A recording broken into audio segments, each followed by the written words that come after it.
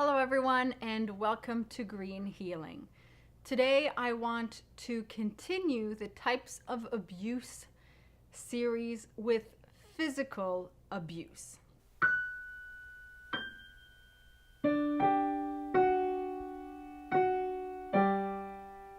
When we speak of abuse, one of the first types of abuse that people typically tend to think of is physical abuse.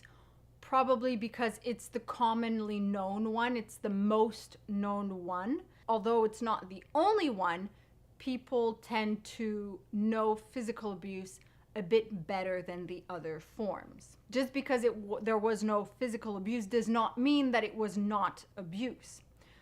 But today we're going to focus on the different types of physical abuse, because there are slight nuances sometimes, and it could be very covert also, not just outwardly overt. It's not just always someone beating the other person up or hitting them. It can be very calculated and covert also. I want to remind everyone that this is not a substitute for therapy. Although knowledge has helped me in my healing journey a lot. If you feel you are being abused in any way, I would advise you to get in touch with someone whom you trust, someone who loves you, either a family member or friend, and to find someone who can follow you, a professional who can help you along your journey. I also want to give a little heads up because I will be going into detail of certain examples and the different forms of physical abuse, and so that might be triggering or angering for some of you. So I just wanted to give a little heads up for that. In terms of definitions, physical abuse is basically when an abuser uses a part of their body or an object in order to control another person's action, usually by inflicting physical harm and or pain. There were a few things that Narky did to me that were borderline physical abuse, but it was very calculated, very isolated, so I had no idea, And it was not the main focus of his abuse, so it came out of nowhere, but in my mind, it was also easily forgotten. And that's what we tend to do sometimes. Sometimes it just comes out of nowhere, so we discard it right away, because when we're faced with shock like that, we don't always have the resources to deal with the trauma, or we don't want to necessarily have to handle that in the moment. So we put it in the back of our minds, but we have to bring it to the forefront so that we can better analyze it, which is what helped me heal from it. So physical abuse encompasses, but isn't necessarily limited to, physical force that results in pain, causing physical injury or discomfort, hitting, kicking, punching, biting, choking, hair pulling, stabbing, slapping, cutting, burning, shoving, beating, which includes many of the above mentioned forms, force feeding, any other type of rough treatment. It also includes assault with a weapon or object, threats that one made with a weapon or objects, deliberate exposure to severe weather or even to inappropriate room temperature. Murder is also a form of physical abuse. Threats of physical abuse, threats of physical pain or harm is a form of psychological abuse, but it is a combination of both physical and psychological abuse, because the person is threatening the other person of said acts that they would do to them if they do not do what they are told. They are threatening with certain acts of physical abuse, physical harm. So that falls into the category of a combination of the two or several forms of abuse. So to give you a few examples of something more covert that can come out of nowhere that we might not realize is necessarily abuse, I'm going to share with you a few things that I experienced that were physical abuse. So at the time, I was working on a short film. I was working on a project with some friends, and I was writing out a fight scene. Now, keep in mind that when you do staged combat or anything like that, it is the character who's the victim who's always in control of the fight. And then when it switches, and there are guidelines for us to follow as we learn in any combat class, things to be respected, and you're not actually touching the other person. Everything is staged. We're not hitting each other for real. So we go through the moves really slowly, and we establish a way to perform them more quickly, but without touching each other, and so that our bodies don't move in a way that would either sprain a muscle or anything like that. It has to be very respectful, and it's because it's staged, it's not real. So I was going through a stage combat fight. I was showing him, just in the air, the moves I had come up with.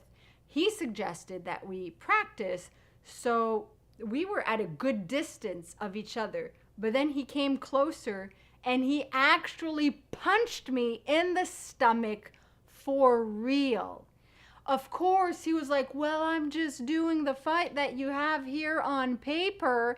And I was floored. But you don't, the breath was taken out of me. I was like, you don't actually punch for real. And he's like, well, you're the one who didn't move in time. I couldn't move in time because he had come so close during the rehearsal when we had a fair distance, and we started practically on the other side of the room. I was just doing moves and he was just doing them, and he kept getting closer and closer. I literally had my back against the wall. I could not move. And he kept his distance, but then he closed in quickly and punched at that moment. Of course, at the time, I blamed myself. I thought, okay, he's right, I'm wrong. But any normal person would say, oh my goodness, I'm so sorry. I didn't mean to punch you for real. I really got into it. Are you okay? Is everything okay? Okay, let's stop this. Let's check in with your body. But no, it was right away the blaming game. It was my fault. I deserved it. And he was not in the wrong. Yet he punched me so hard, I felt sick. So that came out of nowhere. And again, I just cast it at the back of my mind because it was a one-time occurrence. There was the great shock event. And then he went into the psychological and emotional abuse to make me feel as though it wasn't wrong of him to do that. So that's something you can look out for. If the person doesn't outright, continuously, repeatedly abuse you physically, something like this is physical abuse. The other example I want to touch on is also very, very narcissistic of Narky to have done this, because it's very petty. It's very childish, the example that I'm about to share with you. And when we're having discussions with people, when we get very enthusiastic, sometimes we get very emphatic. We gesticulate. Sometimes we get loud. We get passionate. And that's wonderful to see when you're able to be open and vulnerable and passionate with other people. But when you're open and vulnerable and passionate with other people, it's usually a sign that you're feeling good. You're feeling good about yourself. You're feeling good with the other person. And normally, people who love and respect you are happy when that happens. And if you do talk a little too loud or something, they let you know. I was having one of those moments with Narky, and we were talking face to face, and he turned around, and I was talking again, and then I turned this way, and then I turned to him to continue talking, and he had turned so his ear was where my mouth was. But instead of saying, "Oh, that was a little loud," and we're like, "Oh, sorry about that," like any typical human being would do, he turns around, he grabs me and puts his mouth right on my ear and screams really, really loudly. Like not just talking emphatically back at me. This was deliberate. And he screamed so loud that there was a ringing in my ear as though I had been to a rock concert for hours. You know, when you're at a rock concert, it lasts a few hours. And then for about an hour, there's a ringing in your ears. Well, that's the effect that it had on my ear. That is physical harm to my eardrums. And then he said, "See, now you know what it's like." That is petty. That is childish. When you're 5, you'll do that because you don't have that discernment, you know, of understanding, oh, it was an accident, or of telling the other person, I didn't appreciate that. But instead of telling me, oh, that was a little loud for me, you know, he turned it around as not an accident, as I did it on purpose. I was trying to hurt him, and so I deserved for him to do it back to me so that I would be punished, so that I would see what it was like. And that is very petty and childish. I see how stupid it was that he did that. But of course, right after, he went back into the emotional and psychological abuse, which I will be covering in future videos. And of course, I fell for it again. He kept justifying various things that he kept doing that evening to punish me for harming him. And that's something else. Abusers will hurt you and will take anything you do, anything you say, even the minute little thing, to justify continually hurting you, continually harming you. So if it's physical abuse, they'll say, well, you did this on this day, I didn't like that, and now you deserve for me to do this, and this, and to continually do this, and this, until you learn. And that's how they subdue us. That's how they put us to a kind of sleep to think that we are deserving of that behavior that is done towards us, when we are not deserving from anyone. So those are little just isolated shock moments. That's what I experienced. Narky did not beat me up. He knew that there were certain lines he could not cross. Even if I didn't have very clearly defined boundaries, I did have a few ideals and ideas in my mind. So once he discovered them, he knew not to cross them. Once he reverted back to the psychological and emotional abuse, I felt ashamed about it and I didn't talk about it to anyone. I spoke about it to my friend, and since it was isolated, she was like, well, maybe it was an accident, you know, we didn't know, and she wasn't there when it happened, so she couldn't evaluate the situation. And then I didn't talk about it to anyone I found, to anyone close to me who might have been able to tell me, look out for that I don't like that this person did that to you, you know.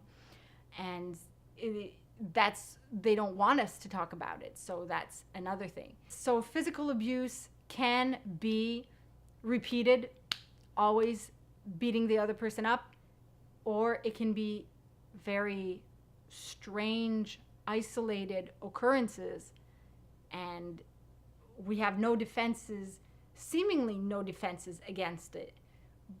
other than knowledge. Knowledge can be such a wonderful defense and healing, method. A lot of the healing that I got was from all the knowledge. Narky would like to sometimes try to push those boundaries, try to see if he could cross that line, but thankfully there were lines I didn't know that I had set that he never crossed, and when he did, he got scared that it would alert me to what he was doing to me. And there was one time where he crossed the line and I left him. So those lines can protect us, but can also alert us and awaken us, because abusers put us to sleep. They want us to think that we are deserving of that behavior and to feel so ashamed that we don't want to talk about it to anyone. And that's terrible. It's terrible that they do that. That's what they do. And so hopefully this can maybe help some of you figure out what's been happening to you. If you've experienced, feel free to share your experiences, if you're comfortable, with physical abuse, whether isolated one shock event that was kind of covertly hidden right after, or if it was repeated and very overt physical abuse. So to close this episode of Green Healing, to end it on a happier note, I want to read you the 5th capsule of Healing Through Humor that I wrote a few years back. So Healing Through Humor, Capsule 5, The Infinite Loop of Sleep. Me, wakes up. Husband, how are you feeling? Me, okay, I think. Sits up, starts crying, hugs heart pillow. Husband, what's wrong? Me, I don't know. I should have stayed sleeping. Husband, it's okay. Me, lies back down, goes back to sleep. Later, husband, it's a nice day outside. Maybe some fresh air will help you feel better. Me, okay. I think I feel a bit better now anyway. Sits up, starts crying, hugs heart pillow. Husband, what's wrong? Me, I don't know. I should have stayed sleeping. And that is something that happened to me when I was depressed quite frequently, on days when I just couldn't handle all the emotions. So we all have those things we like to cuddle, we like to hug, pillows, plushies, hearts, people. So those are always a great comfort in those moments. Hopefully this was helpful for you. Share it with anyone whom you think will benefit from having this knowledge. And remember, empower yourself and be emotionally free.